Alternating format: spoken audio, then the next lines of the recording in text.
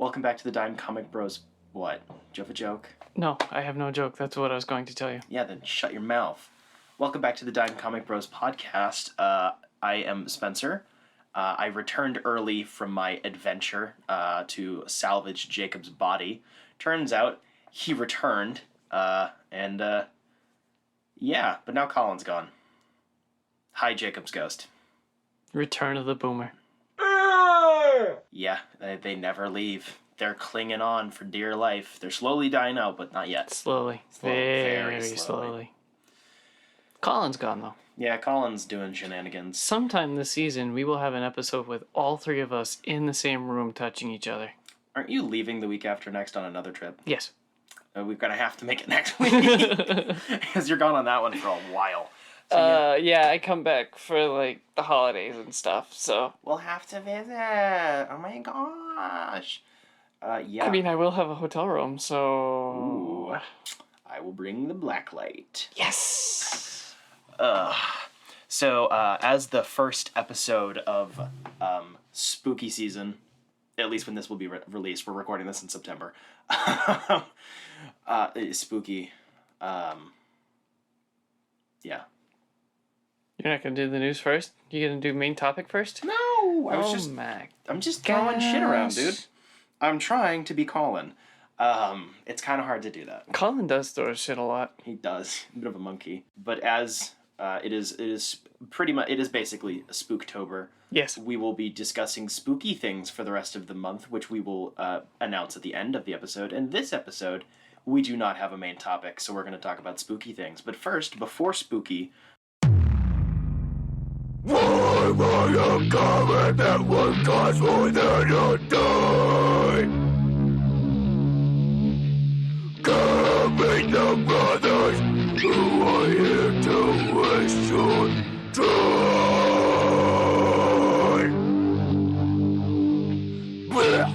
I will say spooky another time. Spooky, we're going to talk about the news, which... there's nothing spooky about, which is lame. Nobody died? No. Oof. I mean, you, but... that doesn't count. I do believe, Colin, I do think you did just get stuck on a door and die. You clipped through an object and then died there. Classic Bethesda game. I have a really special brain. Everybody knows this, but there are times when I'm, like, driving... and I have, like, this stupid fear that I'm just gonna, like, wake up and already be in a car crash or something. Like, just glitch into something. I do the same thing. I play way too many buggy games, I guess. I don't know. That's why I don't blink a lot when I drive. Like, I try even when I'm driving for long periods of time, I try really hard not to, like... I rest one eye, then I rest the other eye. Like, you know, when your eyes get really dry, it's like, I can't shut them for, like, 2 seconds. Mm-hmm. I'll take my eyes off the road, for sure, but I won't close my eyes. It is bad because it's like the other day I got to work early, like really, really early. Wow. So I took a nap in my car before work started, and I woke up and I thought to myself, all right, I gotta drive to work now. And I woke up in my car and I was like, holy shit. Oh yeah, I remember driving here. All right, we're good. I can't do that because I know I will oversleep. That's why I don't take naps at all. It just doesn't work for me. My body will go, we're gonna ruin your life today.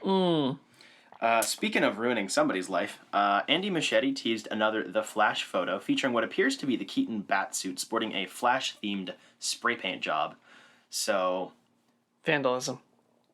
Kinda, yeah. I don't know, more speculation. Give me the Batsuit. Give me the Batfleck suit, or shut up. We have heard so much about this freaking movie.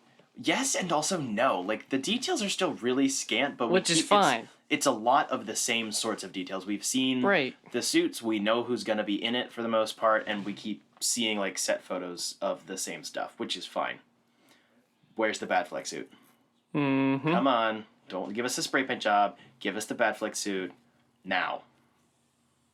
Moving on. Okay. DC released a red band trailer for the upcoming Injustice animated movie. I did not watch the trailer, but I am really excited for the movie. It's almost the same as the first trailer. Like, usually what red band trailers are, they just have more footage of the same, like, trailer format, and it just... actually shows the violence it shows the whole arm going through the... It looks cool. Please finish that sentence. Arm going through Superman's arm, going through the Joker. Yeah, you just heart blood. Oh, his heart. Yeah. Okay. The first teaser and premiere date for Marvel/Hulu's Hit Monkey series was released, coming exclusively to Hulu on November 7th. I had no idea this was coming until I saw it in the news, and I went, I don't know what that is. Right. And then I watched the trailer, and I went, I still don't know what this is. I kind of think this is interesting. Yeah? Monkey. Colin! Interlinked. From DCComics.com, HBO Max has ordered a 3-part DC documentary series from Academy Award and Emmy-nominated director, producer, and showrunner Leslie Iwerks.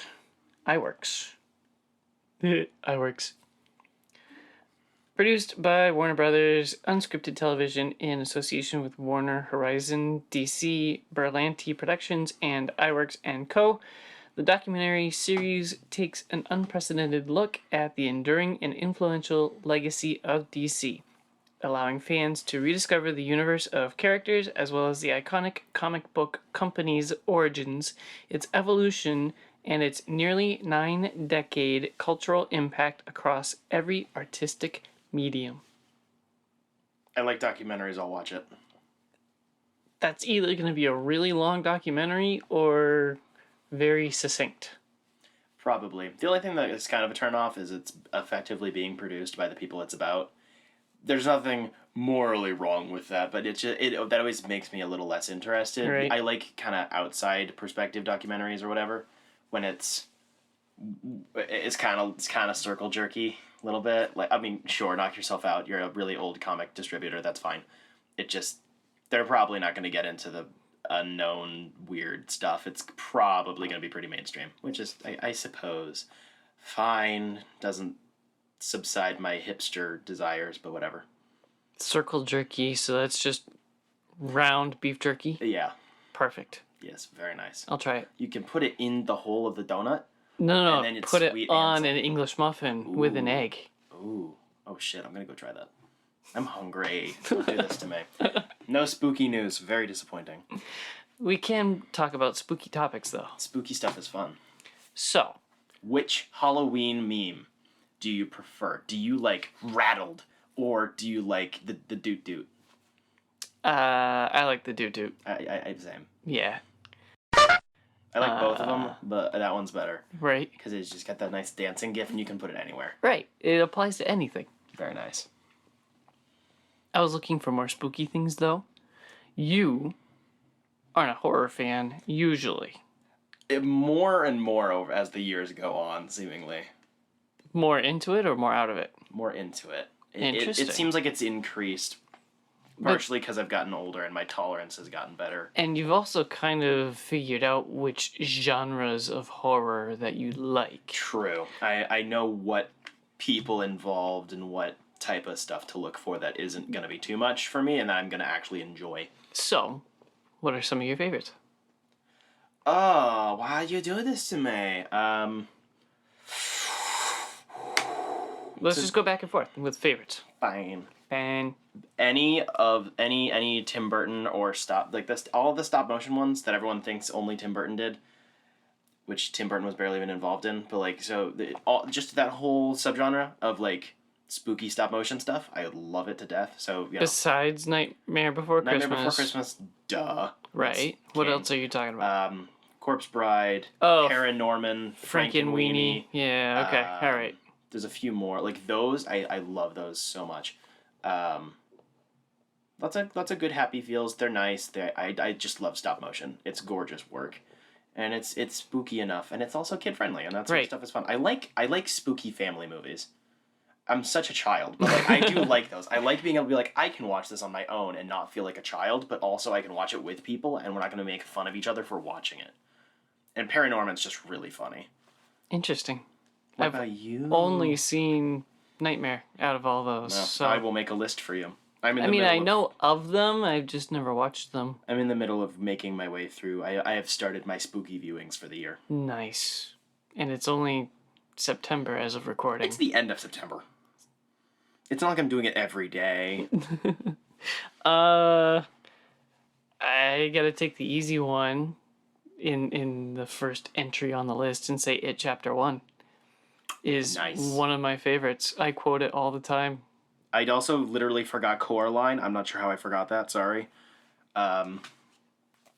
You must have watched Coraline by now. I have not, actually. Bro, I Neil remember when it came Gaiman. out. Really? Yeah. Really great book. Really good movie. I remember people being upset because it was like actually really spooky for a kid's movie. Yeah, there's some stuff in there. Anyways, sorry. It Chapter 1 is I'm with you on that. insta classic. There's a little bit too much CG in retrospect and a handful of spots that kind of bothers me, but it's still... You seeing him climbing out of the fridge? No, that was actually kind of funny. That was really good. I don't know how they did that. No, I mean more like the end stuff in the sewers where it is a little much, but that's... Oh, yeah, with everybody floating in the tent. And way more prevalent in the second one. Oh, yeah. With that problem. But I'm with you on that one because that was one of the first, like, real horror movies I watched. Right. When it came out, I went to the theaters with my mom because, A, it's an R-rated movie. I had to use her to get in. And 2, my mom really likes horror. And I was excited. I was actually looking forward to this. I went, this is going to be the time I go watch a horror movie in theaters. And I loved it. And I left for one scene. Which one? When they go in, so when they're in the Niebolt house, Yep. but the room full of clowns. I knew it. Not, clowns get to me a little bit, but it's more so I knew the crib thing was coming, and that I can't, I've seen it since then, Right. In the theater I knew it was going to be a little too much. Yeah. So I very briefly left. My mom loved watching me watch it. Like, I was sitting next to her, and as the movie went on, I kept creeping further down into my seat, and, like, I was going to break the cup holders I was holding on to. Right. And then I had many nightmares afterwards, and at the time I worked in a grocery store in the dairy department, where it's cold and dark and a little dirty, and there are freezers with the flaps that you can't see through. Yeah. And I didn't listen to music for like weeks after that because I wanted to have my ears open. I kept like turning around and checking all the time because I worked by myself. Right. So it's like, wait, what's going on? Is that the same time you worked with Colin? Colin and I like never overlapped, even though we worked different shifts and in different departments for the most part. We both were doing carts and bagging at the same time ish. He was there first. And then the shifts didn't line up, like the days, and then the shift times he worked in the evenings. I tried to work in the mornings or whatever, and then I moved departments, and then it just never lined up. We worked the same day like 3 times, which was so lame because it was like I worked there for a year. Right. So dumb. So anyway, Spook. One of my favorite parts out of that whole movie, just probably my favorite scene is down in the basement. When I hate you. You're going to bring this up again. Georgie's standing in the puddle. That is just so good. We talked about this like a month ago. I'm not going into I'm detail. going to pee myself again. I'm only saying that is my favorite scene in the movie. That's a really good scare, too. Yeah. I think because it's like you're not expecting Georgie to slap down into the water. It's unexpected. Like, in the clown room, I expected something. Oh, yeah. You knew it was coming, and I predicted where it was coming from, and I was right. So I was less startled by it. I but think that one got me, and it was excellent. I think there was I remember there was a detail in that scene that they actually changed, which I didn't like. In one of the trailers, when when you see Pennywise like sunken in the water, his eyes didn't reflect in the water. It was just voids. And then turns out that was a VFX problem, and then they fixed it in the movie. It's like, damn it, that was a cool detail. Right? That was cool. But yeah, it implies that there's something supernatural instead I don't of physical. like dark water. I don't like water, but I also love beaches. I'm dumb. Basements, don't like basements. I don't like dark.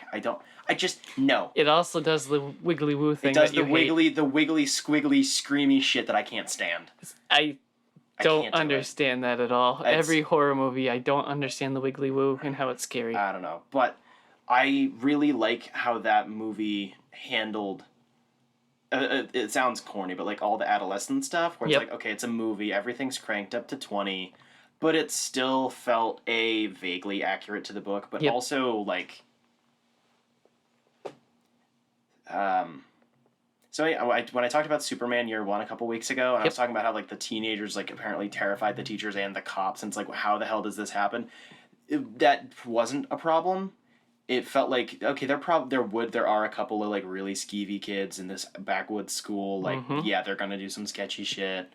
I thought all of that stuff was done really well, and I liked how they leaned into Beverly way more as a character, unlike in the book where Stephen King has some stuff he needs to work out. Let's probably leave it there. But I like how they took the things that were implied in the book and then they kind of developed them more, and they were I can't say tactful, it's a horror movie, but for a horror movie, it was fairly tactful in how they handled it. They left her abusive relationship more implied than the book, and it was tasteful. Yeah, it was simultaneous. It was more implied, but it was more obvious. Yep. Versus the book, they kind of said things, but then they never really addressed it. Yep. The movie's like, because those were the scenes that unsettled me the most, and I think that was one of the things that the book and the movie is the point of being like, the humans are influenced almost equally as much, and like humans are stupidly fucked up too, and they developed that same angle into. I think you mean adults. Yes, adults. Sorry. The scenes with the parents are kind of almost equally as fucked up in many aspects, and I appreciated that. It keeps you on your toes the whole movie because you don't know exactly what's gonna happen with whatever. Obviously, they're not the clown, but like they're still. I don't know. Everything in Bev's house made me infinitely more uncomfortable than anything else. Yep. And I liked how they did that. They even interwove it into like her talking to like the cashier. There were a couple of at like the pharmacy. They developed the theme more heavily than it's just her dad. No, like that's a lot of people that are like that. Right. There's layers to this movie. Layers, and it's good. It feels like I would be okay taking a 15-year-old to see this. Yeah. It doesn't feel like this is, usually when there's like an adult or like we talked about it with Birds of Prey, where a little bit, like where the age demographic is lower than the rating, and that doesn't really work. This is like, okay, yeah, you'd have to take your kid to it, but I feel like this is fine for like teenagers to watch. There were actually like 12 or 13-year-olds sitting in front of me, and it was kind of fun watching them jump. I don't remember who was in the theater with me. I was way too locked onto this screen. All right, so what's another one of your favorites? I'm just going to look at my shelf, because that makes it easier than trying to flick through the thing in my mind. Lighthouse doesn't count. Yes, it does. Lighthouse does count. But I'm not going to talk about it, because I've already talked about the Lighthouse enough. 3 hours later. Can you move it along? I'm all out of time cards. You recently watched Midsommar? Oh, yes, I did. Midsommar. That's how I say that title. It's not Midsommar, it's Midsommar. Something like that. Yeah, that's a really good one, since you brought it up. I wouldn't put it on my list of favorites. I kind of don't want to rewatch it. But it was one of those things. It's a really good first watch. It sticks with you really well. I firmly believe you need to watch It Follows. It's part of that. There's no jump scares or anything like that. It's just subtle. Back to it real slow. Quick. They did. It's almost entirely jump scares, but none of them felt shitty, and that's why it didn't bother me. Because almost all of the scares are jump scares. And you know that they're coming, too. It's blatant. Oh, no, it's not trying to be tricky about it. It's a matter of if the jump scare is crafted well enough, it's still going to scare you. Like the clown room again, you open the door and you're like, something's gonna jump. Also, I just hated that other door with just like the head. Oh, that was nasty. Yeah. I knew that was gonna. As soon as I heard the voice, if I hear voices in the dark, if it's a feminine or a childlike voice, I am booking it. I don't care. I'm leaving your dangling dead 6-year-old to die.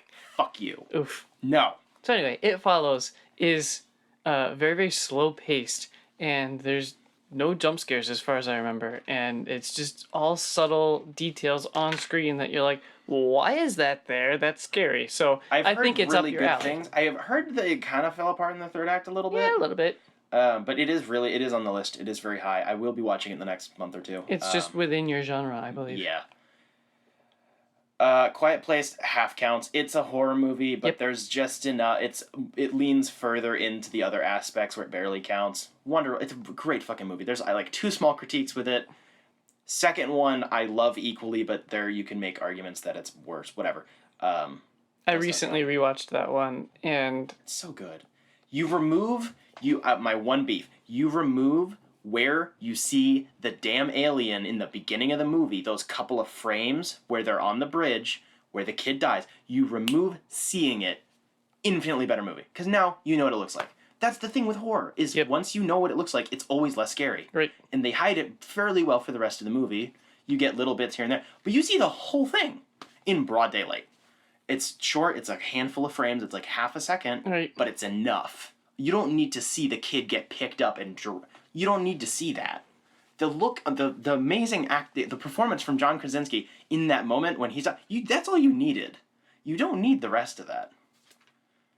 That just bothers me because it's such a good movie and the script was really cool because like it was weird. Like the physical script was funky. I can't think of her name. Who? The queen to John Krasinski. Emily Blunt? Thank you. The wife he crap. relentlessly makes fun of because she's British.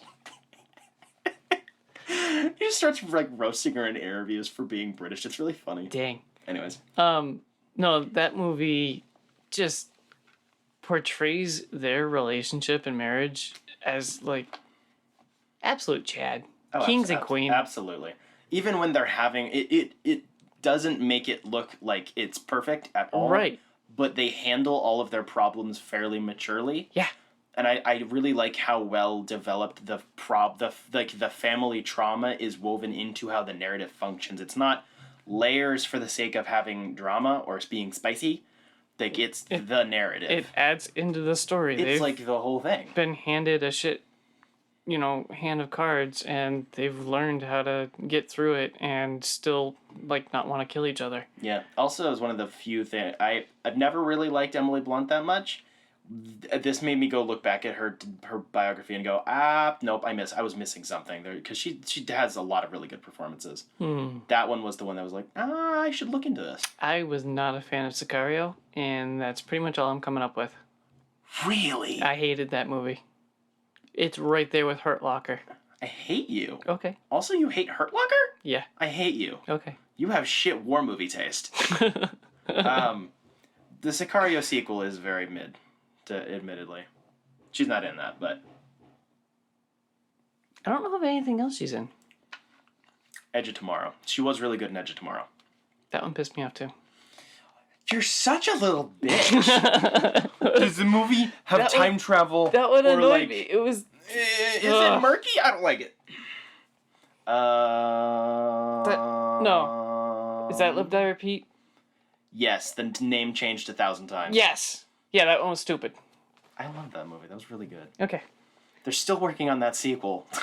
Still, Tom Cruise is going to be dead. It keeps dying and coming back. That's why. Yep. There's one more I had. Fuck. Slasher movie-wise, the first Halloween, Oh, hands down, classic. it's such a cliche opinion, but it didn't start the genre, but it refined it, and then everything imitated it. Yeah. Halloween 2 is really good, but you can tell that is a cynical movie. You can feel John Carpenter going, I did not want to do this, look at what you're making me do. Right. And it's still really good, and then basically everything else since then has been Crap. mid to shit. Yes. I have mixed feelings on the new one. I bought the, I don't freaking know, 5-pack, and I was just watching my way through for the first time, and by H2O, I was wondering why I existed. Yeah. I mean, to be fair, Season of the Witch isn't that bad, but it's just so disconnected. It like... Right. I understood why the quote-unquote, effectively the estate decided we're going to go in an anthology direction. Mm-hmm. Made sense, and then they immediately reverted on that decision. There's so much behind-the-scenes stuff with all of those horror franchises. I'm pretty sure H2O has like a 20-year-old Paul Rudd. Yes. So he looks the same that he does today. Crazy. Yeah, H2O actually has a lot in common with the 2016 one. Yep. Like a lot. But the 2016 one at least looked good. To be fair, it did. Yeah, H2O looks like shit. Yes. Anyways. So yeah, no, I'm a huge defender of Halloween 2. A lot of people say that it doesn't even come close or whatever, that it's pretty crappy, but I argue that it's a substantial sequel. Oh, it's absolutely. one of It's the just better movie sequels. Oh, for sure. It starts directly after everything. It feels literally like this. There is no, they're resetting up the set. No, that just feels like the same exact thing, which is good. It is really just that attitude shift that you can feel. It's like, okay, everything is grosser now. The kills are way nastier. And it bothered me that the remake or freaking the 2016 one nixed Halloween 2. I understood the decision to do so because they wanted to kill the family thing, because that immediately went to hell right after 2. Family. 2, I think, did it well. I still don't like the idea, but it was executed well, and then everything after that just brought it to hell, literally. So I understood why they wanted to nix that, but I think the reboot trilogy is effectively trying to merge the two, I guess, ideologies together between, because you had the quote unquote grounded, like, just this is what evil is, like, there is no nuance here. It is just, he is the boogeyman. There is no real backstory here, and if there is backstory, it doesn't matter. He's always been like this, which is one way of looking at it. And then you have what the Rob Zombie movies do, which I don't entirely hate. I haven't seen those. I started the first one, was like... It's a Rob Zombie movie. They're hard to get through. Yeah. Where they take the other approach of, like, how would you get there? And you can people have their different preferences between the two ideas, and I don't disagree with that at all. And it feels like the reboots, you can... Successful or not, they're trying to kind of bring those two ideas together of, like, we are going to make mythology around it, but we're not trying to make it totally, like, literal witches and spells and stuff, but we're going to make it more of the... kind of what you could say, like, quote-unquote real-world magic. Like, the fact that, like, we haven't seen Halloween Kills, the second movie. That's coming out pretty soon. Right. And it looks like to be able to literally kill him, they have to unmask him. Like, literally. They have to take the mask off. They have to show that it's just a dude. And then they'll be able to kill him. Like, it's this... If you're scared of the boogeyman's always going to find you type of deal. It's like Candyman. If you're stupid enough to think, oh, Candyman's not real, I'm going to say his fucking name in a mirror like an idiot, then Candyman's going to kill your ass. But if you leave him alone, then you're fine. It's like that, but inverted. Like, if you always are terrified of the boogeyman, of course the boogeyman's going to terrify you. Right. But if you just find out it's just a person, then it loses that kind of power to it. I think that's kind of what they're going for. I just don't exactly think they're doing it that well. But it made money, so they're going to keep going until the sequels are done. I usually claim to be anti-spiritual horror, like possession and demons and stuff like that. The first Exorcist is a masterpiece, though. Oh, yeah. It's just, I can't watch anything else. The movie makes me so uncomfortable. I don't know if it counts, but Oculus was really good. Are you talking about the video game? No. No, the movie. I don't think I've watched that. Woman tries to exonerate her brother, who was convicted of murder, by proving that the crime was committed by a supernatural phenomenon. Holy crap, it's Karen Gillan. I gotta watch it again. Mummy? And Katie Sackhoff. I remember her. That's a stacked cast. How have I never heard of this? I don't know. Probably because it's a spiritual horror movie and I avoid those. Kind of like a haunted house, but also something about the mirror or something. I don't know. I don't remember it too well, but I remember actually liking it and being surprised. Huh. I will look into that. I am not suggesting it because I don't remember it well. Fair. It is now recorded. What else? Conjuring. I was happily surprised by that one. It's the only, like, horror movie, like, spiritual, like... Yeah. Mainstream horror movie franchise I give a pass to. I don't like it, but I guess I appreciate that it's good. It's good. It's good, I just hate it. And it's also 50-50 demon spiritual stuff and just, like, haunted house stuff. Yeah. I also don't like haunted house stuff. So that does bother me. Really haven't seen those overlap enough. Done well. I'm gonna be a call-in here and watch Haunting a Hill House. It'll kill you. You guys keep telling me that, and I keep trying it. It's like, it starts out so slow. I'm trying. I really am trying. That's another one that's on that list. Amityville Horror, I've seen the original. It's fine. It's fine. Don't Breathe is really good. I haven't watched the sequel yet. I want to do that while it's still in theaters, because apparently it's... I think you're way too late. I don't think so. I think I can still find it. Okay. But apparently it did that whole, we're going to make a sequel about the bad guy, but it doesn't, like, actually redeem the bad guy, and apparently it's not bad. Interesting. Which is always impressive. I haven't seen either of those. It's really good. It's short. It's effectively a bunch of idiots break into a house. They're like, look at this blind guy, and then the blind guy beats them all to death. Basically, it's really good. It's Excellent. tense. It doesn't feel like. It feels like this is a bad guy. Like, this is a bad man, but it doesn't mean like he is. It does not mean you're a bad guy. No, like, you're still a bad guy. It's no, yeah, we're not talking like straight. It's like, but he's not like evil. You know, like, there's that difference between like, this is a bad person, but like, they're kind of minding their own business, I guess. Whatever. I don't agree with that on like a life scale, but in a movie, it kind of works. It doesn't be like, they're an anti-hero now, and that's what the sequel looked like it was kind of doing, but apparently it doesn't. It makes them like the anti-villain, which is... We use those so interchangeably, like, Venom's an anti-hero, which is true, he is. Yep. But like, at first he was more like an anti-villain. It's a villain who does some good guy things. Right. Same with People Daredevil. exactly. Or freaking Deadpool. Yeah, people just kind of throw those two as like the same thing, as just being in the middle. Right. That I thought was really cool. Also, nasty hammer kills. Blind guy doing shit. It's old man Daredevil, baby. Awesome. I'm sold. And there was one other one. What was it? Do not say Paranormal Activity. No. That one sucked. No, it blows. And I haven't seen any of the sequels. It sucks. Blair Witch I've tried. Found footage is so difficult to watch. I get how that was like the best found footage. I understand. But I don't like found footage. No. The same with Cloverfield. It's just so hard to watch.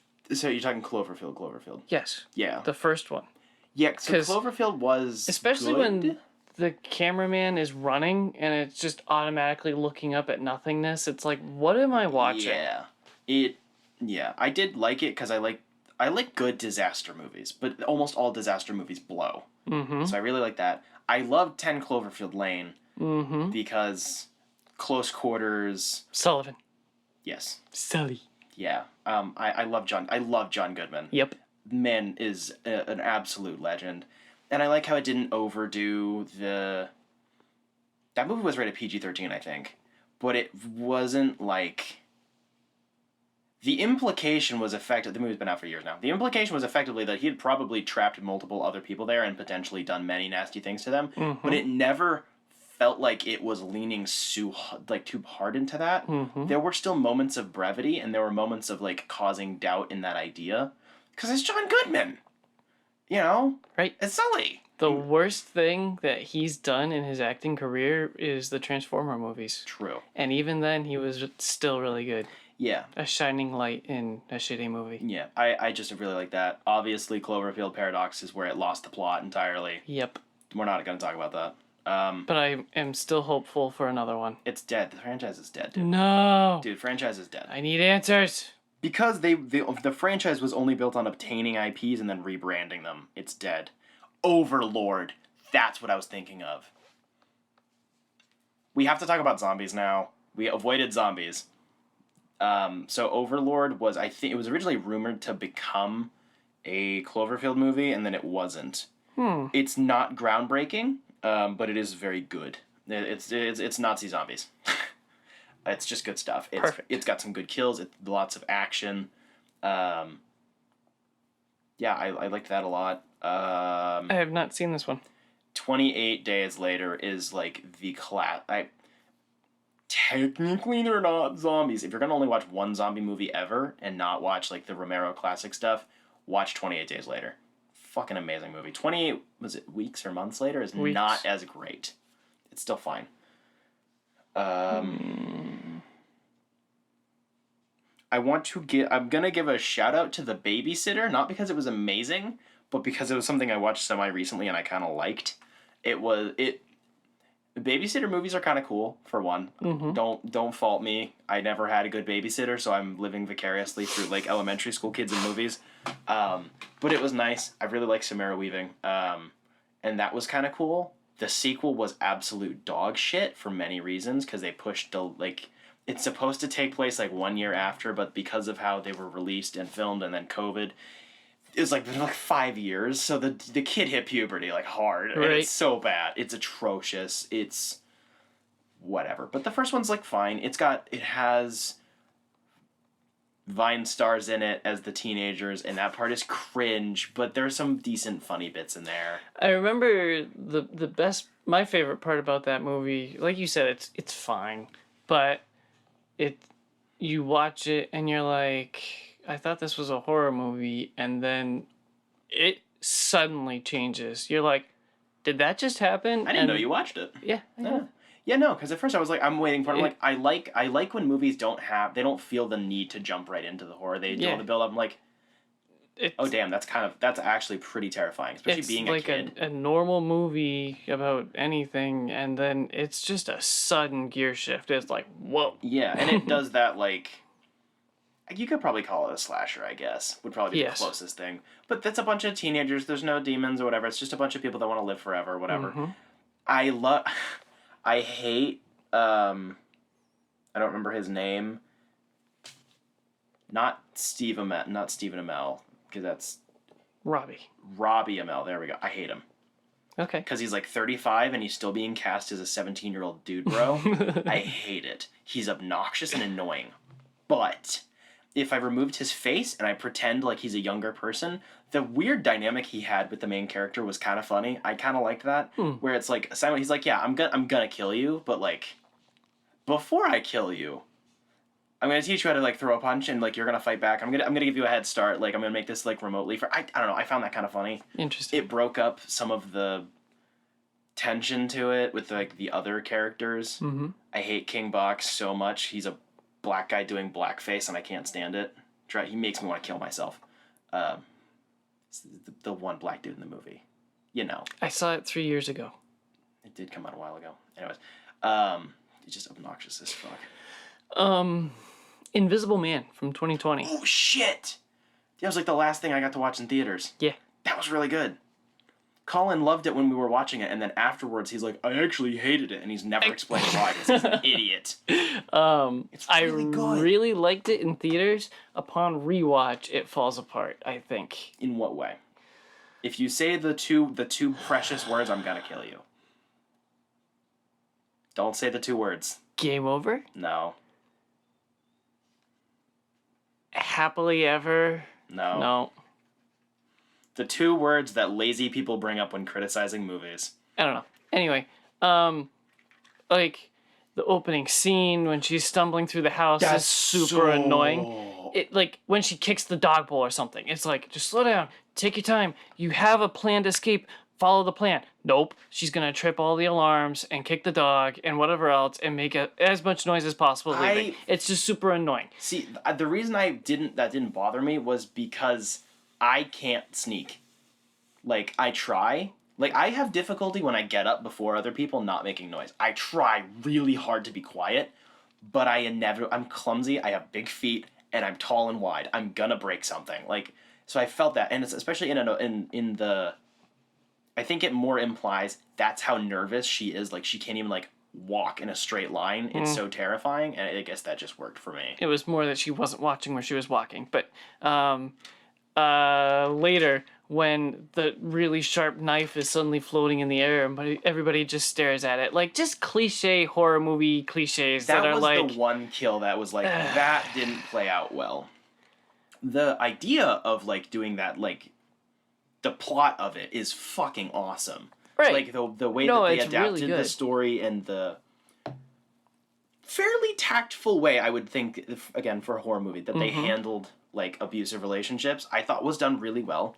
You know, they handled the paranoia and the like creeping feeling that like they still have their fingers in you. That would have been fine until you turtled. Like that feeling was really good. It just that one scene is like you see the knife and you're like, damn it, that looks bad. And then the kill doesn't have any impact because of it. And it's dumb. Yeah.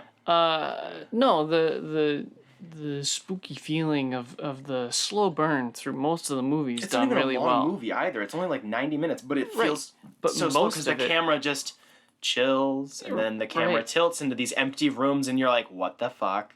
Can you stop? You're making me uncomfortable. It does that really, really well, and it's not even crazy on effects. Like the third act, where I think it falls apart kind of a little bit, is where they're using CG and it's like kind of clunky. I mean, I'm not saying it's a bad movie at all. I'm just saying it's not as good as you remember it watching it the first time. For sure. I definitely think there's something there. I think it's probably... I always hate saying held together by because it implies everything else isn't good, but, like, the lead performance is amazing. Like, that sells it so well. Not just the lead, like the family that she moves in with and lives with is...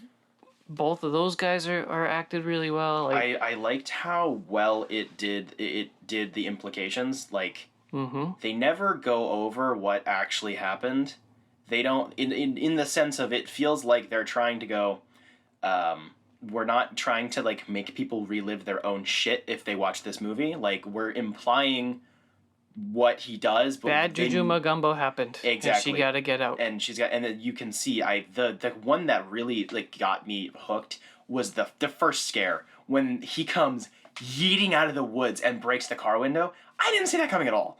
I saw it, I was like, it gave me a heart attack because it's such a quick cut, and then it shows you, like, how fucking insane he is. And then because of how the rest of the movie treats that, it's like, did that even happen? It's so much that really, really subtle gaslighting of, like, he's setting her up. Yes, we know that. But, like, the fact of how it interferes with her operating in the world, and people are like, we want to believe you, but some of this is kind of crazy, and, like, we're gonna... And some people they're trying, but they make it worse. And it just, I liked that general attitude. And I liked the ending. Sue me. It had the Slay Queen bullshit, and I loved it. I need to watch it again, but I remember the first time watching it being confused about how she got the suit. It could have been me, it could have been the movie, I don't remember. When she was in the house the second to last time, when she broke in, it showed the closet, and then the closet was open, and then I think it showed her move, and then it showed, like, the spot where the suit was, basically. Something like that. It was you could have blinked. Yeah, it was strongly implied, but not explained, and it's like, how did she get the... So... I really liked that ending. Like, I liked the whole scene at the table where it's like, holy cow, maybe the movie's been presenting all of this information wrong. It makes you have just enough doubt. Like, wait a minute, is she the villain? Yeah, it's like, wait, I don't want to believe that, but, like, this dude's amazing at gaslighting. Holy hell. And then she fucking kills him, and then you're like, nah, we're good. We're good. This is great. Oh, no, that's not what I was saying. It was like, it sows the seed of, like, maybe it wasn't all just him. Maybe she had a little bit to do with it, and then she kills him and walks away with the suit. Like, is she gonna be the villain now? And do bad things? I'm very glad that they never implied or said that they were gonna make sequels. Exactly. I'm very happy about that, because that could have been so bad. Yep. Good, really good theater experience. Yep. Dude, the freaking one in the attic. Oh, where she was like... I hate so much that was ruined by the commercial. Because it's such a great jump scare. That one made me actually, like, jump back in my seat. Because it's that right in your face. You want to move. She's like, I'm going to dump the paint down there. I'm like, that's a good idea. You do that, queen. And then just right fucking there. Yeah. And I was like, I want to reach into the screen and just punch him. No, just twist his fucking head. Anyways. It makes me angry that was ruined. I don't remember. I don't think I saw that ad before I saw it, but I definitely seen that advertisement. Anyways, spooky stuff is cool. Yes. Watch Coraline. We could ramble much longer. Watch Coraline. Just do it. Okay. Great movie. What is it on? Anything? I have no fucking clue. It's probably on Disney at this point. I don't know. I don't remember what company it's made by. Watch the original. Go on YouTube and look up Sandman stop motion animation. It has nothing to do with Sandman, but it is another Neil Gaiman like thing. It's fucking terrifying, and that's what kind of gave some of the inspiration for Coraline. All right. So moving on, we will now talk about Marvel's What If. Yes, so we're at episode 7, which is What If Thor Was an Only Child? I probably could have segued much smoother with, like, the ending of Invisible Man and gone into What If, but whatever. It's too late now. Fine. What if Thor was an only child? And we quickly find out that Loki's still alive. He just was returned to the frost giants and is a frost giant. He's tall now. He's really big, but it still has a really sexy voice. It's really funny when he calls Jane Foster and he's like, "Hello." That was freaking awesome. Wow. My heart would melt if I got a phone call and he was like, "Hello." Wow. So, I really like that this just doubled down on it being silly. Yep. I don't enjoy how a lot of the discourse on this series has been, they didn't take it seriously enough, or it's been like kind of mixed. It's literally what if. Yeah, I mean, I get you want things to have thematic importance, blah blah blah. That's usually me making that argument. But like, let stuff be dumb and kind of fun. Like, Colin was bitching about zombies the whole time, and I get it. That episode could have been a lot better. Yes. But this one's just like, what if we just put a shit ton of cameos and make all the voice actors do funny stuff, and then we leave it on something important? I liked that. It was funny. Almost everybody was voiced by their actual actor this episode yet again. Nice. I think that's 2 in a row now. Something like that. It's improved. The only one... No, there were 2. Drax the Destroyer wasn't, and Captain Marvel was not. Yes. The original voice. Which is weird, but yes. Quite.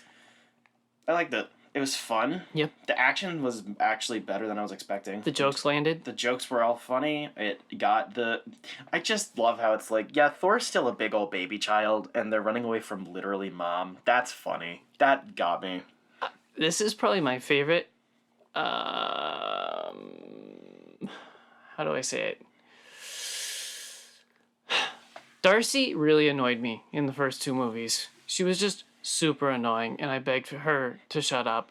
But WandaVision and now What If have done her really well. She's super funny. The writing has improved a lot. It feels a lot less pop culture referencey. Yeah. Even though she's still making pop culture references. It doesn't feel as tacked on. Yeah.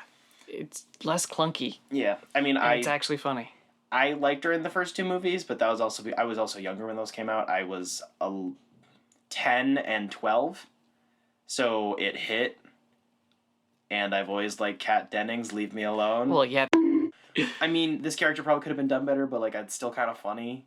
Whatever. I like it. But yeah, it's definitely a lot better now. Also, now she's Mrs. the Duck. That's great. I love it. That's Howard so the Duck was so good in this. So freaking crazy. Grandmaster's just running around on a motorized scooter for no... I like that. Just shove everything It's in here. just funny. It's very... Yeah, it's They brought funny. back Thor calling Rocket a rabbit. Yeah. And it's still funny. I still fall for it. They did a lot of self-referential jokes. And even Captain Marvel did some of the same like poses and like stuff. Like it's very self-referential, but it didn't feel like really circle jerky about it. So that was cool. I don't know. I liked it. There isn't much to discuss. It was fun. I would rewatch. I really like the Doctor Strange episode, even though there's probably some weird problems with that one. But like, this is something I would just rewatch because it's funny. Because it's lighthearted and fun. Yes. Yeah. Thor's a moron. Absolute. Nice. Probably top joke of the year so far is Darcy saying, "Ask that guy, he looks like a loser." And he says, "That's a lot coming from a brunette." I don't know why it's so funny, but it kills me. That's because you grew up with redheads. So they were always torturing brunettes because they're just better. Also brunettes. Correct. So Star Wars Visions came out this week. All 9 of the first episodes. I think they said they're going to be doing more. But because we are lazy and we want to milk it for content, we're going to just discuss 1 per week because reasons. So we had the first episode, which was the Duel. And I wasn't listening. I heard Disney's Mommy Milkers. Continue. This was the episode I was looking forward to. Yep. I liked how... They're probably leading with the strongest episode like you usually do. Yep. But this was the one that I got excited for in the marketing. This one has a freaking spin-off book coming out that I need. This is the type of anime that I like to watch. When I watch stuff that isn't Studio Ghibli because everyone loves it. Like, if I'm going to go watch like classic anime, I like stuff like this. It's all hand-done. It's awesome. And because they did... because A, it's 2D and mostly black and white. And they did like... it's all pencil sketches effectively. They're able to do everything with the same amount of quality. And that's something I don't like about anime is effectively how cheap it is. That's the point. That's why it's like, well, anime, it's more creative because they have like low budgets and it's usually hand done. But then it's static background with characters walking but not really going anywhere. Like stuff like that I can't stand. It's a utility. It just bothers me. This episode has none of that because they're just they found a way to balance the production value, and then the aesthetic is gorgeous. They got the film grain going on. I've got a lot to talk about this one. Ooh. I like the black and white with the use of the colors.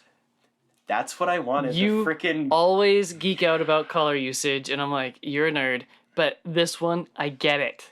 There's awesome. Subtle light bulbs Just lights. with blue and green.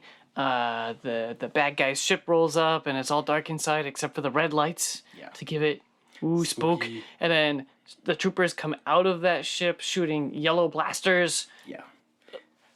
It's so good. This is, I don't mean to go there, but this is what I kind of wanted the Justice's Gray version of Justice League to look like. Yeah, the subtle use of colors. Yeah. In like, because I do think it is a really good, like, grayscale version of a movie. I really do think it is. But I feel like if they had done only the colored lighting effects in color, like Cyborg's, like, core, and, like, the headlight, and the lightning, and the, oh, that would have been so hot. Oh. All right. Sorry. Enough of Zack Daddy Cut. I know. I really like that the Ronin catches the lightsaber With like the the Force. classic Yeah. samurai movies, but he caught it with the Force. That was really creative and kind of funny, but really good. I liked that. I liked the bad guy's mask thing. It's such a cliche anime thing, but I just like it. It kind of kills me that she's walking in super high heels, but whatever. Sith do Sith. Oh, yeah, why not? They're all over dramatic bitches. I mean, look at Count Dooku. He's literally wearing his like government robes. Like they're all really opulent, self-indulgent people. I like the interesting hook that he used to be a Sith, but now he's killing Sith. But I want more lore now. That's why I'm sure I feel that's like why I'm left hanging. I think the book is a prequel, actually. I think. I don't know. I didn't look into it at all. I think that's why it's getting a book, is because there's a lot more. There's clearly a fuck ton of backstory to that. That's just really cool, because I didn't see that coming. You were really funny when he opens his cloak and he's got all the Kuiper crystals lined just up. Busted a nut. I was like, holy shit, I didn't see that coming. That's Right. cool as hell. Not Right. just, this is, because it turns it on its head. It goes from, this is a coincidental occurrence of him just happening to be in the area versus he set this up. Yep. That's entirely different. This is a 13 episode short. And that just flips the whole fucking thing. That's so cool. What did you think of her lightsaber sunbrella thing? I got no fucking problems with it. It's funny, but I don't care. It's goofy. It's so goofy. I don't care. I don't care, man. It's cool. I kind of like it. I like the fact that it wasn't, they're all individual blades. It does, like what lightsabers that have crossguards now do, is they're vents. They are functional, but it's kind of a coincidence. Like, it's a splitter. She pulled her lightsaber out of it, and then you can see where it's not just a bunch of lightsabers. It's like a tactical light that goes on a gun or something. Exactly. Like, it's just an add-on. Yeah, And that it makes was cool. sense. Because if she was fighting with that the whole time, that would have been weird. Yes. And it got that little bit of goofiness. Like, I know people make fun of, like, Star Wars Rebels because they have, like, helicopter lightsabers. Kinda. Really? Yeah, not as over the top as this, and they're practical. Like, they self-spin. Like, effectively, there's a button on it. Oh, and yeah. And sometimes that's really cool, and sometimes they use them to, like, hover and it's, like, slowly descend, and it's really goofy. But this feels like a better way to do that. You know, it looks like a big fan. Like, if she was carrying, like, a fan or an umbrella. You see people do weird shit with normal objects in anime. Why not make it a lightsaber, too? What killed me was at the end of the episode, the Ronin gives the kid chief dude the add-on, and it's like, wow, thanks. If only I had a lightsaber to use it with. No, he gave the crystal to the chief. No, and then he gave the crystal. He gave the attachment to the the shopkeeper, the merchant, dude. whatever dude Yeah, that he was with. all right. I'm assuming probably so he can pay. He can like sell it Resell off it. to a collector and then pay his problems. All right, And then he that gave makes more sense. Yeah, I thought he gave the kid the add-on, and I'm like, what is he gonna do with that? No, he gave the kid chief boy the crystal. Yeah. That was nice. Yes. I was like, oh, it's got a lot of them in there. What's the kid like- gonna do with the crystal? It wards off evil. Dude, it's When Star it's Wars. formed into a sword. Dude, it's Star Wars. They're already... The point of this is it's non-canonical weird lore shit. They just do that now. Leave it alone. I want the kid to form a lightsaber and then become a villain and hunt down the Ronin. Oh my god. I'm glad Colin isn't here for this episode to hear us be actually excited about anime. Yeah, I'm sure he's butthurt about something. But I hope that... I want more of this. Not just this one thing, but this style. That's the type of stuff I like. I want this quality. Yes. I don't want it to drop because this was actually really good. I was surprised and I'm very happy. The music was done really well too. It was evocative of a couple of things that have been done previously, but they were inventive enough. It had just that little bit of other new stuff kind of thrown in. It felt good. This felt like, what if Star Wars wasn't turned into a movie originally, because it's based off of westerns, which are based off of samurai. It felt like that. This feels like, it's such a cliche thing. This feels like Star Wars. But what if Star Wars wasn't made by a white dude? Effectively, what if it wasn't George Lucas? It bothered me one time when I heard Duel of the Fates. It was like, that should be kept to its original use. I would argue You're with right. that. They changed it after a few notes, but... The reason that I would argue that is because the meaning of that was originally, this is the first... it was the first use that of John Williams using voice in any Star Wars stuff. Not obviously jazz music, jizz music doesn't count. In like the actual orchestration, it was the first time that there were voices used for chant. And that was meant to represent the fact that the Jedi and the Sith were finally clashing again, because we hadn't had that. The Sith have been quote unquote extinct for however long, and it was supposed to represent that. And the only other times it's been used, mostly by Kevin Kiner in the Clone Wars and Rebels, is a handful of uses around mostly Maul, and like the reawakening of the Sith type deal. And it felt like this fit that usage. Music. Yes. I want more. I was really surprised. The droid had a hat. He The did. freaking R2 unit had a straw hat. As soon as I saw that, I was like, I'm gonna like this. Yep. It's a good sense of humor about it. It just felt like an old school Yes. samurai ninja movie. Like black and white. Yep. Especially when he caught the sword with his hands. It's like Yeah. old school. And that's why, when I say I like anime and I like manga and I really love martial arts movies, this is the type of stuff I'm talking about. Yep. It's not to be the boomer in the room and go, okay, well, I don't like what anime is now, which is mostly true. I don't. But, like, when most people think of anime, they don't think of that sort of stuff. And that's Right. fine. But I like the old original stuff. Not there's no way to not sound like a boomer about it. But, Right. like, I watch freaking Bruce Lee movies all the time. I like old school martial arts movies with wire work and real martial arts going on, and the same thing goes for anime. Like, I like the swords and the actual fighting. I don't like how anime as a... I don't know, it sounds almost reductive. I like anime as a subgenre, not as a medium. That doesn't sound good, because I like it when anime has fairly kind of restrictive like ideas on what it is, and that makes it into a subgenre, but it's not. It is a medium. Just like saying I like animated movies, you're an idiot. Animation is just a medium you can do anything with. So in that sense, I'm wrong in being very reductive. But I like that. I like that vibe to it. It feels nice. It's like reading old school Star Wars manga, because those do exist. You like the stuff that puts effort into it. A really solid story. Really well done choreography. Leans into the tropes of the medium in and of itself, instead of only using it because people that like anime will watch it. Not the dime a dozen. Yeah. The villain meets the hero and they're one-upping each other because they have the bigger dick. Yeah.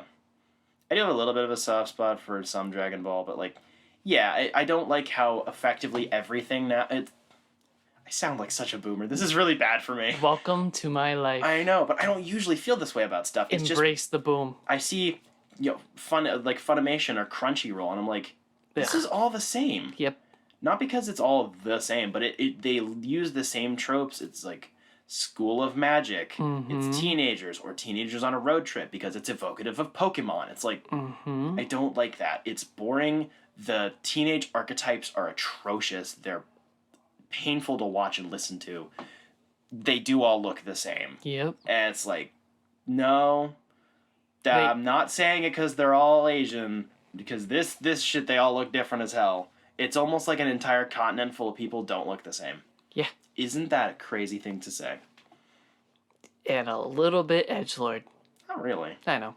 Can we move on? Because then we're just going to keep talking about this like 10 minutes of content forever. What have you been up to? So, I'm going to double up real quick. You've done that so many times. Sorry. Sorry. But it is appropriate. I read Heroes in Crisis and the addendum. Heroes in Crisis, The Price, and Other Stories. Wow. So I borrowed Heroes in Crisis from you. Yes, sir. And then I found the single issues all boxed up together for like $25. And I was like, yeah, it's like the same price as the actual book, so I might as well. Yes. This is going to be interesting. I really, really like the premise. There is a safe house, a safe space, recovery center, but it's also like just a safe haven. Like safe space isn't good enough. It's home.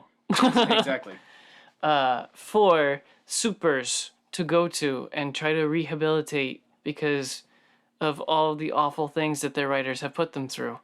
It's almost that kind of fourth wall breaking. A little bit. It's kind of funny, but also like, yeah, these guys always are going through awful things. I think it's a Tom King thing. He's really good at doing that sort of referencing what's going on, but not in a fourth wall breaking manner. It's a matter of I'm walking into this story aware of what else has happened. Yeah. I mean, Miracle Man is literally all about that, but also his Batman run, which I am revisiting, some of which is good, some of which is bad, is very fourth wall aware. It's trying to push it in a direction it hasn't gone before with developments we haven't seen stick. You meant Mr. Miracle. Fuck! Every time! So yeah, the book opens up with everybody in the safe haven dead, and Blue Beetle, right? No, Booster Gold. Yes. And Harley Quinn are fighting because they think the other killed everybody and they're the last survivor that's good. And then the Justice League, I believe, has to investigate and figure out what happened. Yeah, Batman walks over, he wipes the ground, smells the fingerprints. Yes. I knew immediately it wasn't either of them. Oh, yeah. That wasn't a surprise. No, not at all. Did you see the twist, though? I was annoyed by it. It felt like a cop-out. I don't like you! Spoilers. It's the Flash doing time travel stuff. Like, that's so easy. Especially so close to Flashpoint, and we're getting so much Flashpoint stuff anyway. It's like... I guess that makes sense. You couldn't have come up with another answer. See, Like, that's the gimme. If you really sat and thought about it, that's the easy one. I guess. I think the reason for that... So, most people agree with you on that one. This is a very controversial book. Not, like, splits the fan base, but... No, like, I freaking love it. It's really good. It's that, either they like the twist, or they think it's overdone. And most of the other writers in DC don't seem to have liked it, because it's been retconned about 5 times since this came out in 2019. Yikes. That's... Very recently. That's dumb. People have it's mostly because of Wally West, because when New 52 happened, he got pushed out of existence, right. And then when he got pulled back in, and then people haven't really known what to do with him. So when he gets kind of tossed around, people get really upset about it, which right. I can get why. If you're attached to a character and then they kind of get treated like shit, or you think they're being treated like shit, it makes sense. I've liked him going through hell and back because it makes him more interesting, so he's not just a Barry Allen ripoff. I have never followed the Flash lore closely, so there's always a missing Flash, and there's always one that died too early, and there's always the current one, but that current one changes out in between the three of them or whatever, so it's like... Yeah. Guy in red suit, go zoom. Without paying a lot of attention to it, it all gets samey. If you pay attention to it, it's not, but as a passive follower... No, that makes sense. It's just... I don't know. I think the point that Tom King was trying to make... I haven't looked into a lot of like interviews about this or whatever, but it seemed like this was trying to do what Identity Crisis did, but not shit. It's supposed to be, this is a very mental health focused book. We're gonna deconstruct some shit. We're gonna throw some characters under the bus for the sake of trying to explore some themes, and not everybody's gonna like it. And I feel like that was kind of how the ending made more... It felt more... Like, I sat down after I read it, and I read it a second time, and then I started, like, doodling in my head, trying to figure out exactly how everything worked. And I was like, that's kind of the point that you're not supposed to do, and sometimes that can be used as a cop-out. Like, you're just supposed to feel it and not think about it. That can be used really poorly. Yep. But usually comic books, especially when it comes to the Flash and time travel, it's always, how exactly does this make sense? How exactly... That doesn't... It's like, can you stop being so focused on the lore for 5 minutes and focus on the characters and the story? Right, and it did the characters super well. There are so many interviews with so many characters. I don't know a quarter of them at least. Those But interviews were so good. it's so good. It does what it wants to do very well. That's it. Tell me the art's sexy and I'm not wrong. The art is sexy and you're not wrong. Yes. I really love how each issue incorporates the title, Heroes in Crisis, into the scenery or what's happening in the picture. And it's almost always a double wide, if not always. I don't remember.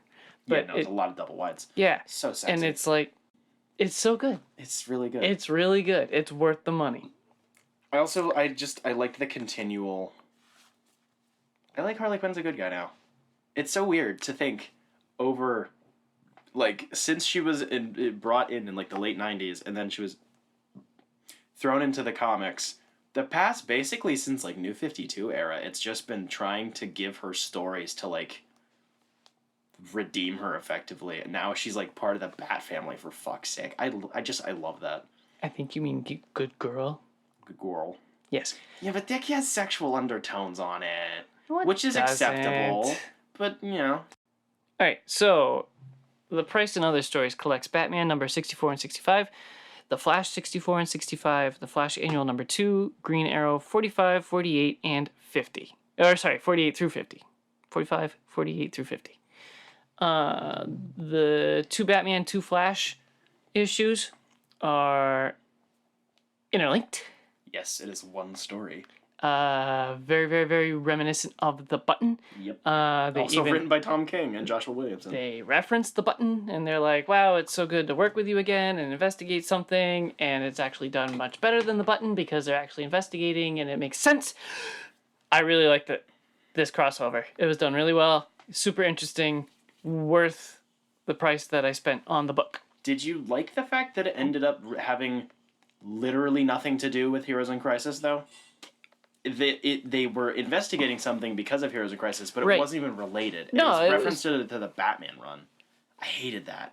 Really? Because I was like, I want it's a companion to the event, right? And that has nothing to do with the event except in premise, in all of execution, and it's going over stuff from the Batman run I also hated too. I think they explained it well enough. I didn't know anything about the Batman run, no idea about the characters, but they introduced them and their backstory enough that I was like, all right, I don't need to read 63 issues of Batman to understand what's going on. No, I was really good with it. And I liked... It was more the effects of Heroes in Crisis that they were portraying. Yeah. Of what happened and how the characters were reacting. It just felt like it was weird to segueing back into their normal runs. It feels like kind of a... We're going to try to put two things in one that really probably shouldn't. Like... Having just, these were the mentor characters and they lost sidekicks and this is how they're dealing with it while doing normal shenanigans or part of the event, I think would have worked better than we're going to then reintegrate them into their own line. Because then you go to the next issue and it's like, okay, this didn't even happen. Like, It's an ongoing. That happens all the time. Yeah, and that you could have avoided that. No, I think it was covered well enough. They had a mutual investigation, but it spent a lot of time showing the effects of Heroes in Crisis, and they're on the road to recovery from it. The Green Arrow run, on the other hand, spent way too much time with Green Arrow mourning Roy Harper's death. It felt very drawn out and monotone. Yeah, it felt like that shouldn't have been in this book. If you had read it during the run, it would have fit better where it was originally presented. Because It feels like that's kind of what I thought the Flash and Batman would do during that period of time, would be like this. It's just part of the rest of the run.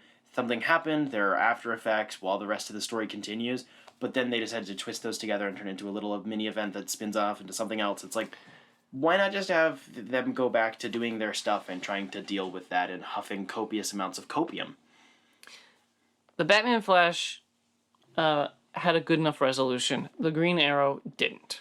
That's true, because it was kicking off into the end of his run, which is weird. So, yeah, that's how I felt about it. Did you like the funeral issue, though? In Green Arrow? Yeah. That was fine. That was the part I liked the most. I liked Vertigo. I didn't know anything about that character, but it did like Doctor Strange, Inception, town turning inside out stuff really well. It's a good character. I just liked how they ended that. That I thought was that was a more effective way of showing the effects of losing like a younger hero / sidekick to like not just the hero, like even the villain's like, oh dang. Shit. Yeah, and just gives up. Like I that hit pretty hard. I liked that. I got this book for $6. It's not bad. Worth the money. Fair enough. I bought the whole book for like 20, so that would make more sense. Yep. Cringe. But not cringe. But Green Arrow. Green Arrow Rebirth was really good. Read it. What have you done? Your mom. Every time. Yep. Okay, I'm gonna do 2 because you did 2. Even though we're not supposed to be doing 2. Avengers Forever, which you loaned me, I didn't like it. Interesting. Very brief. So it was written by Kurt Busiek and penciled by Roar Stern. It was a 12-issue miniseries from 98 to 2000. Story was fairly standard time travel shit that Marvel does that doesn't make sense. Kang doesn't make sense. He's never going to. Don't try to make him make sense in your brain. The time travel shit doesn't make sense. Accept it and move on. There was some good art. There were some really nice panels and some good poses. I really don't like the lineup. And that entire period of the Avengers, it has a fucking weird lineup. And I've always been kind of weird about strange team lineups. If you don't get me really invested in characters I do not give a shit about, then I'm not gonna care. Like, unless you pull a Young Justice where you get the reader or watcher equally invested in all of the characters, and you don't treat the B tier people like you just treat all of them equally, even though you know there's like an internal hierarchy of, okay, these are the popular characters, these are the non-popular characters, but we're going to do all of them at the same time. This book just didn't really care about that. It had a weird ass lineup they were working with at the time, and I didn't like it. I didn't care for most of the characters. Meh. So 2 takeaways. Are you saying you're a traditionalist and you just want classic lineups? I am in the one sense. I like having kind of semi-definitive stuff. But that is not what I want, like, overall. I'm not here sitting, we can't have changes or, like, bring new characters or whatever. But I like it when stories that are big and claim to have long-reaching impact, like a time travel story or whatever, use more foundational characters so that way you can lean into the premise instead of having to try to introduce new people. Say, something we'll be talking about at some point. I like the fact that Dark Knight's Metal had fairly straightforward teams. We had the Justice League team, we had Batman and Superman kind of on their own, we had the Teen Titans at the time, who are always a mixed lineup, and we had Suicide Squad. And then we had the Suicide Squad merged with a couple of heroes for the Resistance team. Suicide Squad is always a different lineup. Exactly. But this one was like the traditional lineup, basically. Right. And that and then no one's gonna die, which is fine. When you fill it filled with a lot of B or C listers or whatever, it gives me like Suicide Squad vibes in the sense of like, okay, a lot of these are gonna die. We're here to just not really care about the characters that much, and I don't like that in... So you're saying it's the Star Trek red shirt problem? It is, even though that's technically not an accurate thing, but yes. I only said it that way so people understand. Basically. Hey, there's a new guy, he's gonna die. Right. I like the fact that in the MCU, our first Avengers lineup was not the first Avengers lineup from the comics, but it was a fairly popular one at the time. It was infinitely influenced by the Ultimates, and that was almost identical. Like, I like that. Once you get the foundation of the team, and then you get, like, the next generation of them, or the next movie, or the next lineup, or the next miniseries, then you can kind of do that. But Avengers Forever was the first of many miniseries in that time period by the same creative team. It just, I don't give a shit. It left no impact on me. I read it and I went, fine, I'll give that back to Jacob, whatever. So my other takeaway is that means you must be a lot of fun playing Marvel Unlimited with. I don't like Marvel Unlimited, so that helps. Really? I don't like Ultimate Alliance. Ultimate Alliance. That's what I meant. I don't like any of those games. I never really have. Like, picking your lineup of 4 people. You're the guy that's like, no, don't bring Ghost Rider, he's dumb. Well, because Ghost Rider is my daddy. Well, whatever. You know what I mean? Yeah, it's the same when I was talking about Midnight Suns in that lineup the couple of weeks ago. The I don't remember company. that. Oh, yeah. Yeah, it's like, so you're shoving in a couple of A-listers because they're popular with, like, the C-list team of, like, they're supposed to just be a bunch of mythological weirdos. I hate that. It gives me weird vibes. And that's something with Titans, the show, and Young Justice towards into season 3 was kind of doing. It gets really messy, and that just bothers parts of my brain. It's not a moral problem. It's not like, this makes your story less. It just doesn't get my interest like that. That's why if you have something like Guardians of the Galaxy, like it treats all of the characters like they're equally important, minus Peter Quill, duh. But like it does that, and it knows that you don't give a shit about them, so it tries to make you give a shit. This is like new characters. This one's strong. Deal with it. I don't like that. The thing I do want to talk about, which I'm sad we're not going to do a mini review of because you two are taking forever to watch it, is Shang-Chi and the Legend of the Ten Rings. I finally get to talk about it. Nice. So it came out in 2021. It was directed by Destin Daniel Cretton from a screenplay he wrote with Dave Callahan and Andrew Lamb from a story by Cretton and Callahan. I did a written review. One of Marvel's best outing in recent years. The usual detractors apply. God-awful color grading and color blocking. An over-reliance on CG, particularly in the third act, and a few tension-killing jokes. But on the whole, it manages to feel more cohesive and director-driven than a lot of their previous efforts. I would have loved to see more of the modernity/tradition themes integrated and explored through the movie, because as a white dude, I have no idea what any of this stuff is. Like, I find I like stories about, like, the Asian American experience because I don't have any experience with that.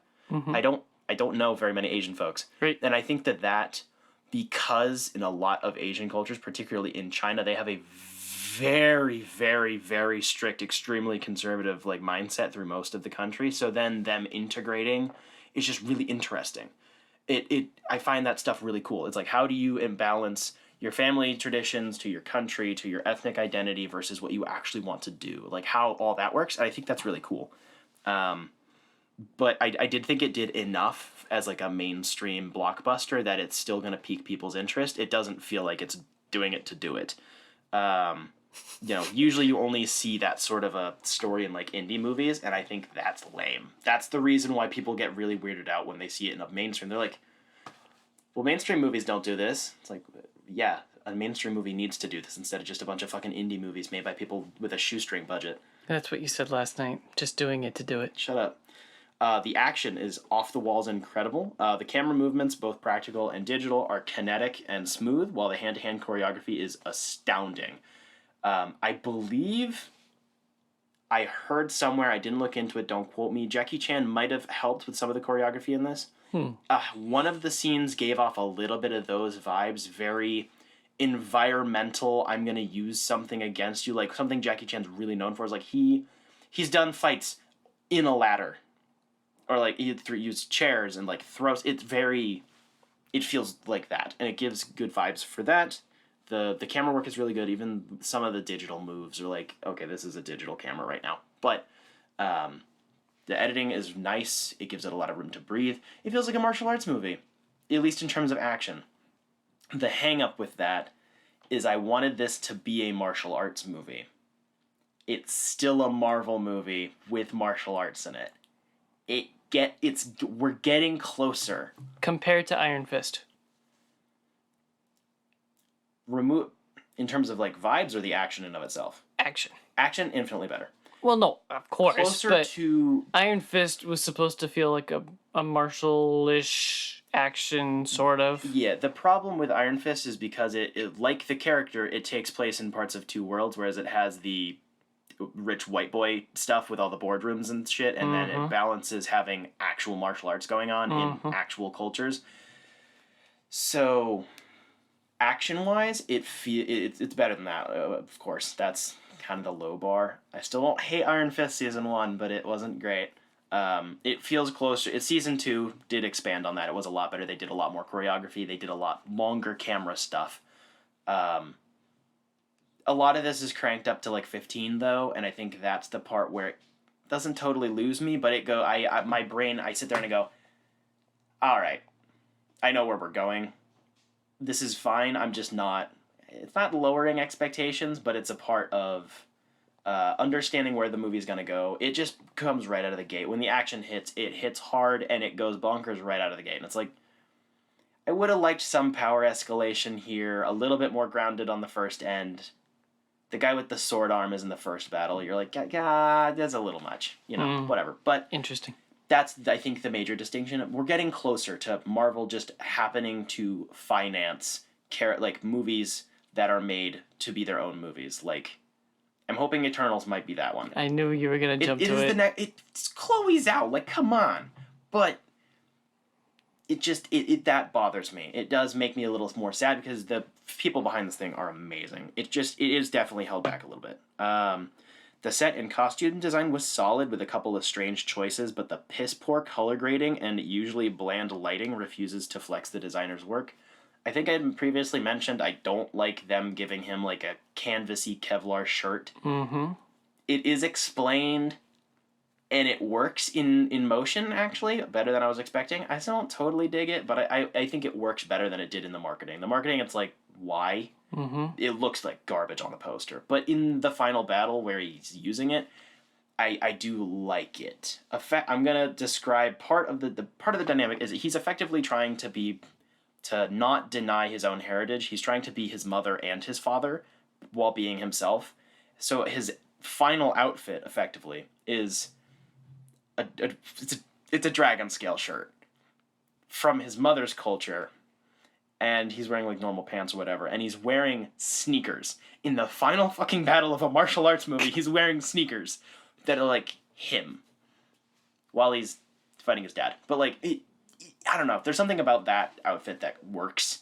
I would have, again, preferred cloth outfits, like, for fuck's sake. Most of the characters wear very normal martial arts cloth-looking outfits, but because it's a hero, we have to give him the generic Marvel, it's probably made out of plastic look. But our listeners can't see when Spencer said hero, he shook his cheeks. It was really funny. I wish everybody could have seen that. So a lot of the set design is really good. The costuming, for the most part, is good. It just really is the fact that you can't change this in the editing room. Something I learned is you can't just fix color grading by going into the editor. I kind of knew that, but if you don't color block your costumes, your sets, and your lighting on set, you can only compensate so much. So if you have a really mixed color palette with very mixed lighting, with whatever light sources, and it's like yellow lighting, whatever, it's really hard to fix that in post. So there's only so much you can do, and Marvel doesn't want you to do that anyways. So it's not like you can just color edit it and put it up on YouTube and it looks infinitely better. You can only compensate so much. Spencer, 2021. Yeah. So it's kind of set back from the get-go, so I kind of had to accept that.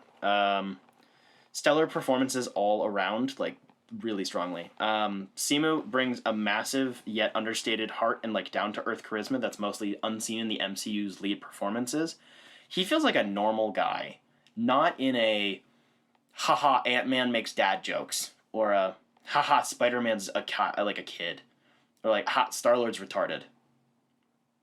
Fuck, I said retarded. But like, it's not like that where it's still really caricaturish. He feels like a dude. He feels like a dude you know. But also he's running away from his past that he's not really happy with, but it doesn't play up the whole like tortured hero bullshit, which I don't mind in some things like Daredevil or even Iron Fist to an extent. Like, I don't mind that, but I think this works well. He has adapted. He's moved on with his life. It's been a decade since Stuff. Mm-hmm. And he's living his own life now. He changed his name. He has his own friend group who have no idea what he's been through. I don't know. It feels really good. And that is going to be influenced by his public persona and his social media and whatever. But, like, he seems like a really cool person, for one. The dude did stock photos. It's a meme at this point. Everyone knows it. And he started the meme. Yeah, he literally was like, yeah, so he shit posts on Twitter. Apparently he threw a joke out about when they announced the movie, and he's like, I wonder if they'd hire me. And then they did. Like, that leaks into the way that Marvel likes to let their lead actors do their performances is, like, really integrated with themselves. I think this is far and away the best new character that they've had in a while. Nice. Awkwafina was funny for once. I don't really like Awkwafina's music. I've never really found her that funny. She does a couple of not so great racy jokes, but I actually thought she was really funny in this. And it's not a romantic duo. I love it. They didn't do romance for once. They're just friends. Aquafina, like the water bottle? That's how it's pronounced, yeah. That's not her real name, obviously, but that's her, like, performer name. That's what she goes by. Weird. Yeah.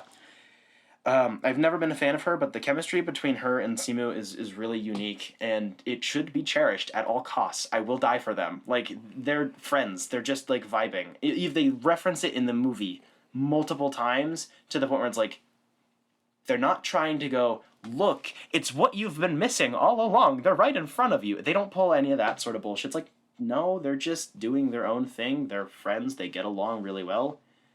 Let them do their own thing. They don't try to push a romance story into this already very filled story. And I just like that because every Marvel movie has a mediocre romance in it, and it's so exhausting. Tony Leung is a legend.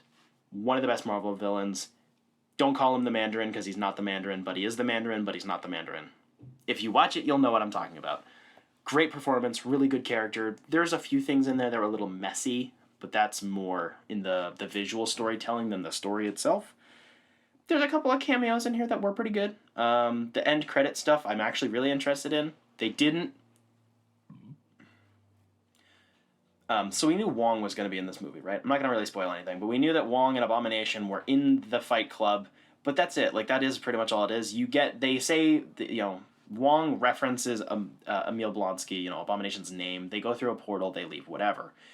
That felt like a really organic cameo in that sense. They didn't draw a butt ton of attention to it. Like, guys, look, Spider-Man's in our movie, or like whatever. It just felt like, I mean, it's an underground fight club. I'm sure at some point that would make sense that you'd bump into somebody that we've probably seen before. That worked. And then they bring Wong back for the post-credits, and I'm not going to say what happens, but it's great. Wong continues to be one of my favorite MCU characters. It's fucking awesome. And then they do set up either sequel stuff or potential reference in other products or to the next Avengers threat. I don't know where they're going, but it didn't see it coming. It doesn't seem to fit into the overall slate, and that's why I'm excited for it, because we got the Skrull stuff, we got the time travel stuff, we got the multiverse stuff, we got all the Spider-Man stuff. Which is multiverse stuff. And we got the Eternals coming out of nowhere that have been there forever, and then we have maybe the reintegration of the Netflix stuff. There's so many major... Phase 4 and 5 has so much shit going on, and there doesn't seem to be, like, a direction. But what they did set up in this one, I was pretty interested in, and I would love to see it. Cool. Yeah, excellent world building all around without feeling, like, really crammed into the greater Marvel universe. I want more of this. It still needs work. It's still got a rough third act. There's some rough CG, whatever. It's got the same Marvel problems. But, like, go watch it. I don't know. I meant to yesterday. It's really good. It's one of those movies. I'm like, I got good feels out of it. It was fun to watch. It was exciting. It didn't feel like I was there to watch Black Widow after she's dead. Yep. The contrast between the previously released movie, which simultaneously has the exact same problems, but in infinitely worse amounts. Well, speaking of contract, we are obligated to thank our very special patrons, Business Casual, Jeff Lawrence, and Wesley Eaton, for supporting the show.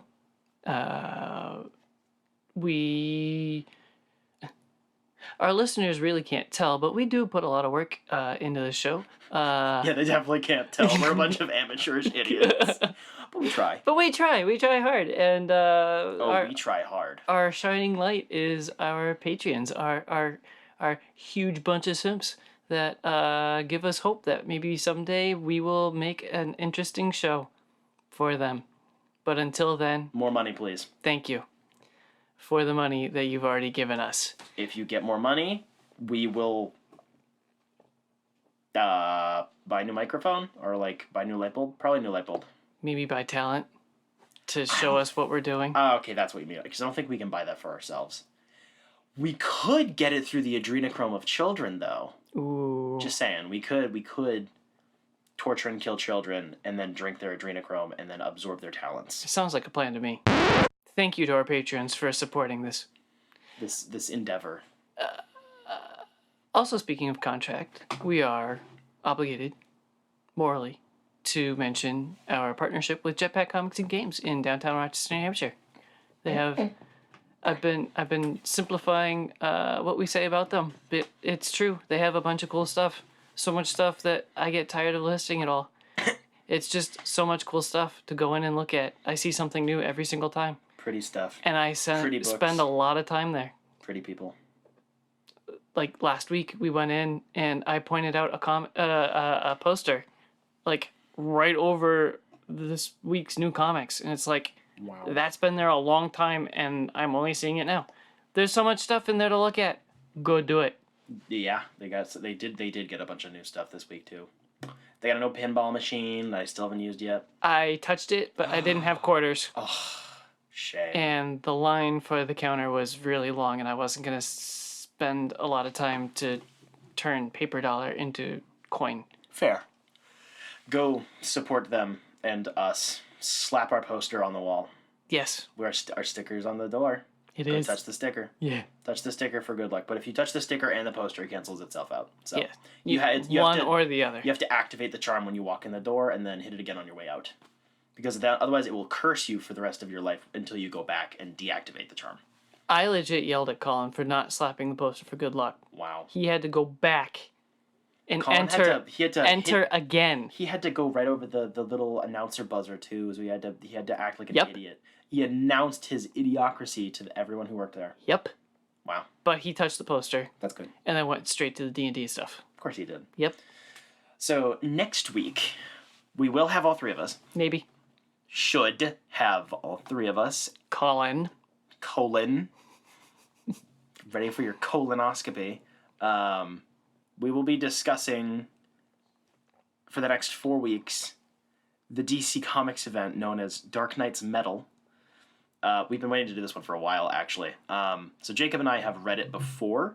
We're going to be rereading it. Colin has not read it yet, and he will be reading it for the first time. So we are going to be discussing the 4 different books that are part of the event, the collected editions, individually. So we're going to be talking about The Road to Metal next week. That's Dark Days, The Road to Metal. That'll be next week, and then we'll cover the rest of them as the weeks go on. So all of Spooky Month, we have mildly spooky stuff. Metal's not even really that spooky, but it depends on which kind of metal you're listening to. It fits. It's good. Hopefully, at some point, I can use the new theme song for this episode. Colin. It's not going to be this episode. Cringe. There's no way.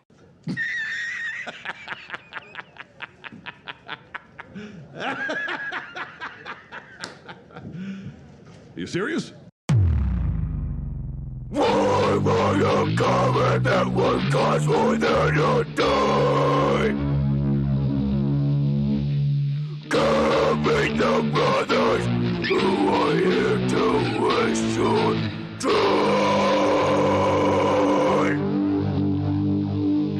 Blech. Unless you want to do the vocals. Fucking no. My growling's not that good. So look forward to that discussion next week. We're gonna blow Colin's mind open with some sick riffs and talk about Batman. That we've never done before. No. This is our first Batman-related book. Thanks for listening. It also, Metal kind of feels like a Justice League book, to be honest. Oh, it is. It's just because it's still centered around Batman for the most part. You have to label He it. caused the problem. Like, everybody blames him appropriately, but that's pretty much it. Yeah, I mean, he caused it. It was, the seeds were sown in his run. You know, the metals. Unobtainium. Sorry, I mean, that's from Avatar.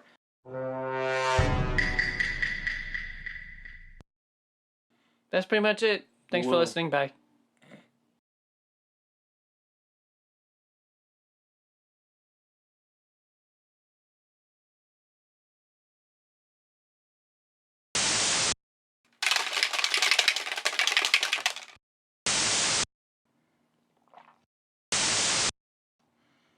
Apparently, I swallow my drinks really loud when we're recording, so please cut that annoying noise out.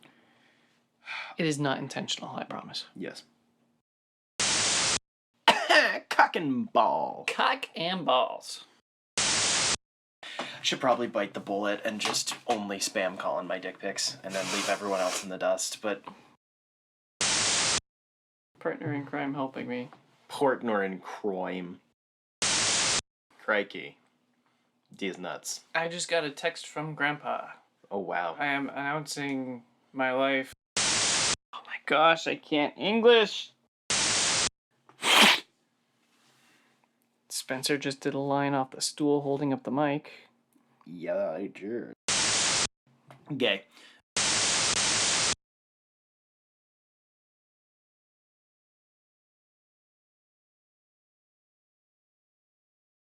Go touch grass.